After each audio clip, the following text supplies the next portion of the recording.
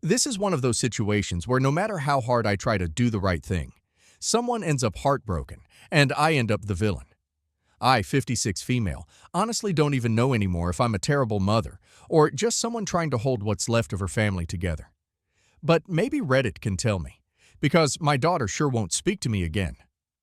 Let me start with some context that reads more like a twisted soap opera than real life. I have one biological daughter, Emily, 32 female, from my first marriage, and a stepdaughter, Lila, 30 female, from my second. I married my current husband when both girls were teenagers.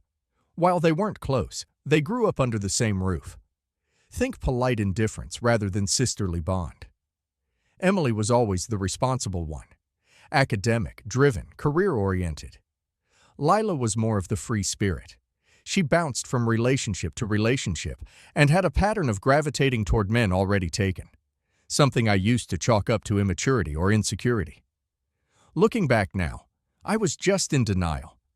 Emily got married 5 years ago to Michael, 35 male. He was charming, respectful, successful, the kind of guy every mother hopes their daughter marries. He doted on Emily, always said the right things, and they seemed solid. I genuinely believed they were happy, until everything imploded. Emily showed up at my house, shaking and crying, holding a box of her belongings. I thought someone had died. In a way, someone had. She had just found out that Michael was cheating on her, with Lila. I didn't believe it at first. I didn't want to. I even said, "Are you sure it's not a misunderstanding?" Emily gave me a dead stare and handed me her phone. There were texts, photos, hotel confirmations, voice memos. There was no denying it.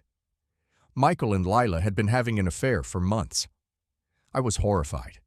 Not just for Emily, but because I couldn't understand how Lila, my stepdaughter, could betray her stepsister like that. The betrayal was enormous. Emily was devastated. She moved out of her home that night and filed for divorce a week later. As for Lila, she didn't even deny it. She called me the next day, crying, saying she didn't mean for it to happen, but that she and Michael fell in love. She tried to justify it, said they had chemistry, that she never wanted to hurt Emily, but it just happened. I didn't know what to say to either of them. For the first time, my family felt irreparably broken. Emily went no contact with Lila, and with Michael, obviously. She also kept some distance from me for a while, not because she blamed me, but because I think she just needed to isolate herself to get through it.